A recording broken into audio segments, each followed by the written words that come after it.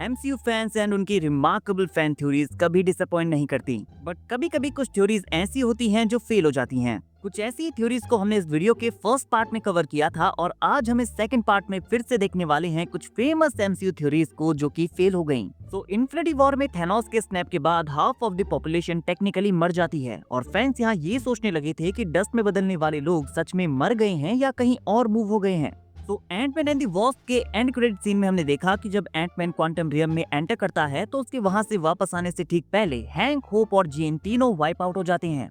But अगर आप इस पूरे सीन को ध्यान से देखेंगे तो जब स्नैप से वो लोग डस्ट में बदलते हैं तो एंटमैन के बैकग्राउंड में कुछ ग्लोइंग एम्बर्स अपीयर होते हैं जो कि इधर उधर फ्लाई करने लगते हैं और इन ग्लोइंग एम्बर्स का क्वांटम रियम में अपीयर होना ये इंडिकेट करता है कि जो लोग भी स्नैप से डस्ट बने थे उनकी सोल्स यहाँ क्वांटम रियम में ट्रैप हो गई थी। एंड एक्चुअली ये काफी सेंसिबल थ्योरी है, तो मैं ये नहीं कहूंगा कि ये थ्योरी कम्प्लीटली फेल हो गई, बट अगर थैनोस के पर्सपेक्टिव से हम देखें तो उसने शायद ही ये चूज किया होगा कि उनकी सोल्स क्वांटम रियम में ट्रैप हो जाए या सोल स्टोन में ट्रैप हो जाए एटसेट्रा एटसेट्रा। बिकॉज थैनोस का motive half of the population को मारना था तो उसने उन्हें मार दिया। एंड अगर ऐसा कुछ होता तो एंटमैन को डेफिनेटली इसके बारे में पता चल जाता कि सारी सोल्स क्वांटम रियम में ट्रैप्ड हैं और इन्हें किसी तरीके से रिवाइव किया जा सकता है। और एंड में उन्होंने टाइम ट्रेवल का यूज किया और इन क्वांटम रियम्स की सोल्स को कहीं पर भी मेंशन नहीं किया गया। नेक्स्ट थ्योरी जो थी वो ये थी कि नो वे होम में डॉक्टर स्ट्रेंज मेफिस्टो होने वाला है। हाँ, मेफिस्टो के ऊपर बनने वाली 14,605 थ्योरीज में से एक थ्योरी ये भी है। स्पाइडरमैन नो वे होम के ट्रेलर के बाद फैंस ने ये थ्योरीज बनाना स्टार्ट कर दिया था कि मेफिस्टो मूवी में एज डॉक्टर स्ट्रेंज अपीयर होने वाला है, बिकॉज स्ट्रेंज ट्रेलर में काफी अजीब हरकतें कर रहा था।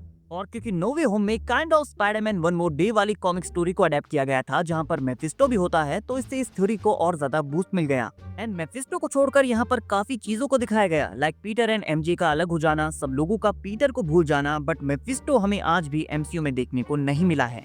नेक्स्ट थ्योरी थी कि फाल्कन एंड वल्चर दोनों सेम एयरफोर्स प्रोग्राम में काम करते थे। नाउ ऑब्वियसली ये डाइजेस्ट करना थोड़ा सा मुश्किल है कि एड्रियन टूम्स जैसा नॉर्मल गाय इस जाइंट मैकेनिकल बर्ड सूट को कैसे पायलट कर सकता है, और जो एविएटर जैकेट वो पहनता है तो इसका मतलब ये है कि वो एक्चुअल में एयरफोर्स में काम कर चुका है। लेकिन एड्रियन टूम्स को इस सूट को यूज करने में 8 साल का टाइम लगा था, बिकॉज द एवेंजर्स के इवेंट्स के टाइम पर उसने इसे बिल्ड किया था और स्पाइडरमैन होमकमिंग के टाइम पर उसने इसे प्रॉपरली यूज करना सीखा।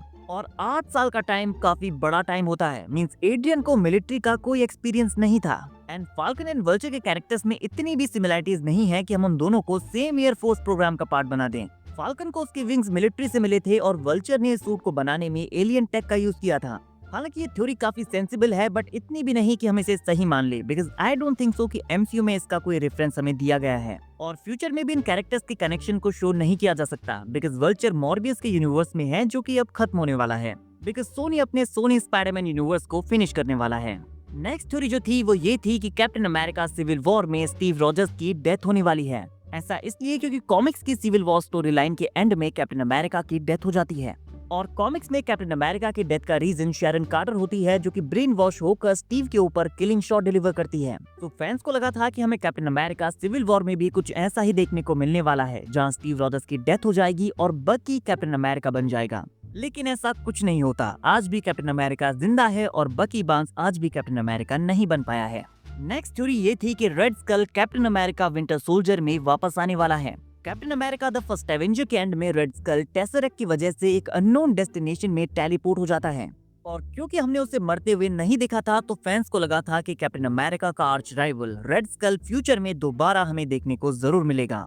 हालांकि वो हमें फाइनली इन्फिनिटी वॉर में वॉर्मिर प्लेनेट पर देखने को जरूर मिला था, लेकिन उससे पहले फैंस ये थ्योरीज बनाने लगे थे कि कैप्टन अमेरिका विंटर सोल्जर में Red Skull as Alexander Pierce appear होगा और रेड स्कल यहाँ पॉलिटिक्स को एज द वेपन यूज करेगा। और पूरी मूवी में फैंस उसके अपने मास्क हटाने का वेट कर रहे थे कि कब वो अपने मास्क को हटाएगा और अपने प्लान को रिवील करेगा कि कैसे उसने इतने सालों से हाइड्रा को अलाइव रखा था। एंड सीरियसली गाइज, ये काफी अमेजिंग ट्विस्ट हो सकता था, बट ऐसा कुछ नहीं हुआ।